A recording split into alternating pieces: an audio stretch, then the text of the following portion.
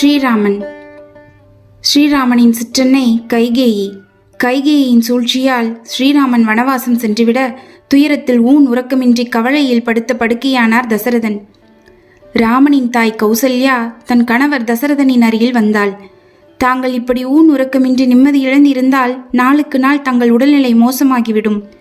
தங்களின் கட்டளையை நிறைவேற்ற ராமன் தான் வனவாசம் போயாகிவிட்டதே, அதன் பின்பும் வேறு எதற்காக வேதனைப்படுகிறீர்கள் என்று கேட்டாள் கௌசல்யா. கௌசல்யா தேவி, நீ என் குலதெய்வம் அம்மா.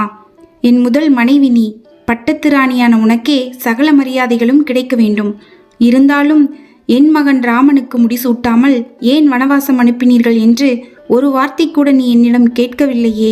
எப்படி உன்னால் மட்டும் இப்படி இருக்க முடிகிறது என்று கௌசல்யாவை பார்த்து கேட்டார் தசரதன். ராமன் தங்கள் புதல்வன். யார் யாருக்கு எப்பொழுது என்னென்ன செய்ய வேண்டும் என்று நீங்கள் அறியாததா? நான் இப்படி கேட்பதால் மட்டும் ராமனின் வனவாசம் தடைபடுமா என்ன என்று தசரதனுக்கு பதில் சொன்னாள் கௌசல்யா. இருந்தாலும் கைகேயி உனக்கு பின் தான் எனக்கு மனைவியானாள். அவளிடமாவது ஏன் இவ்வாறு என் மகனுக்கு ஒரு தண்டனையை கொடுத்தாய்? ராமன் செய்த தவறுதான் என்ன என்று கேட்டாயா? ஆதங்கம் தாங்க முடியாமல் கேட்டார் தசரதன். தங்களுக்கு மிகவும் பிரியமானவள் கைகேயி. அதோடு அவள் விருப்பத்தை தவறு என்று நீங்கள் கூறாத நிலையில் நான் அவளிடம் போய் கேட்பது முறையல்ல. கைகேயின் விருப்பப்படி பரதனுக்கே முடிசூட்டுவதற்கான ஏற்பாடுகளை செய்யுங்கள். ராமனைப் போலவே பெருந்தன்மையோடு சொன்னாள் கௌசல்யா. என் உயிருக்குயிரான கௌசல்யா தேவியே, கைகேயி கேட்ட வரம் அது.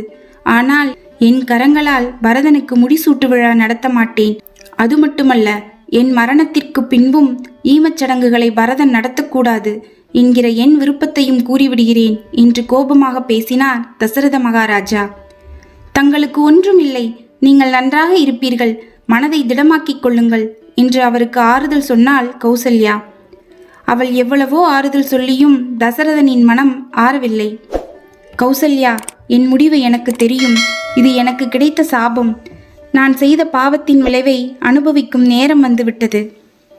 தசரதன் இப்படி சொல்ல, சாபமா என்று அதிர்ச்சியுடன் கேட்டாள் கௌசல்யா. ஆமாம் கௌசல்யா என்ற தசரதன் அந்த சம்பவத்தை தன் மனக்கண் முன் கொண்டு வந்து அவளிடம் கூற ஆரம்பித்தார். முன்பொரு காலத்தில் நான் வேட்டைக்கு போயிருந்தேன்.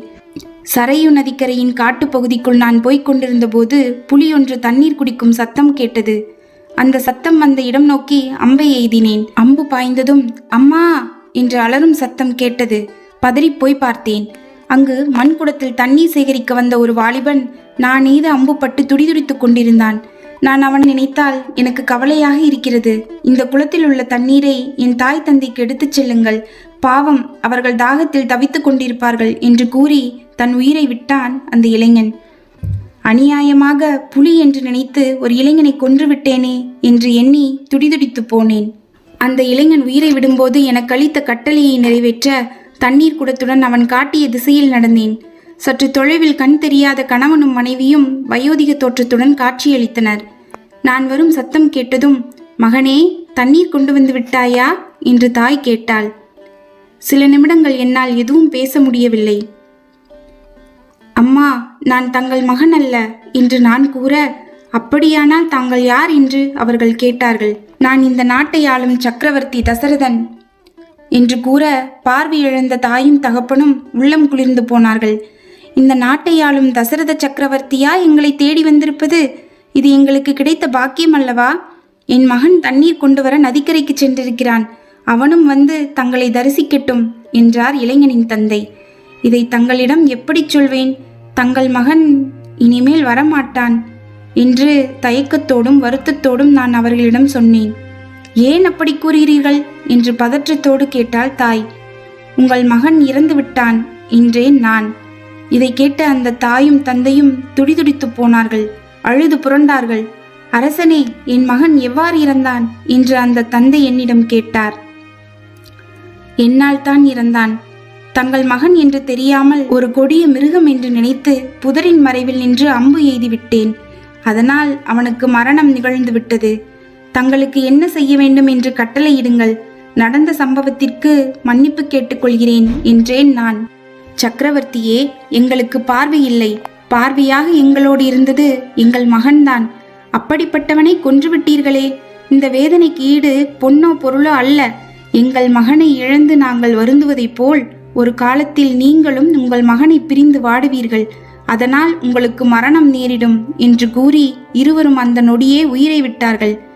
படுக்கையில் படுத்திருந்த தசரதன் தன் முதல் மனைவி கௌசல்யாவிடம் இந்த சாபத்தை நினைவு கூர்ந்தார். மன்னரானாலும் சரி, சாதாரண மனிதனானாலும் சரி, தெரிந்தே செய்தாலும் சரி, அறியாமல் செய்தாலும் சரி, செய்த பாவத்தின் விளைவை அனுபவித்தே ஆக வேண்டும்.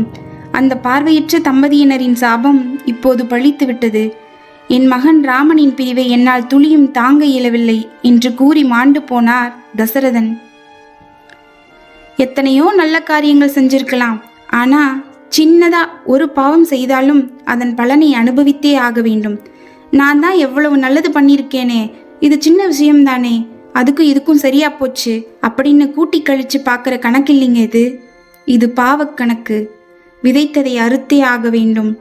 தெரிந்தே செய்தாலும் சரி, தெரியாமல் செய்தாலும் சரி, சிறியதாக இருந்தாலும் சரி, பெரியதாக இருந்தாலும் சரி, பாவம் பாவம்தான். வார்த்தைகளாகட்டும் செயல்களாகட்டும் பலமுறை யோசித்த பின் வெளிவிடுங்கள். நாம் செய்த காரியத்தினால் ஏற்பட்ட இழப்பை சரிக்கட்ட முடிந்தால் சரி கட்டி விடுங்கள். இல்லையெனில் பாவமே செய்யாமல் சுதாரித்துக் கொள்ளுங்கள். நமக்கும் ஒரு நாள் வரும். எதை கொடுக்கிறோமோ அதையே தான் பெறுவோம் என்று கூறி உங்களிடமிருந்து விடைபெறுவது நாணல். இது நமது இன்ஸ்பீஸ்ட்.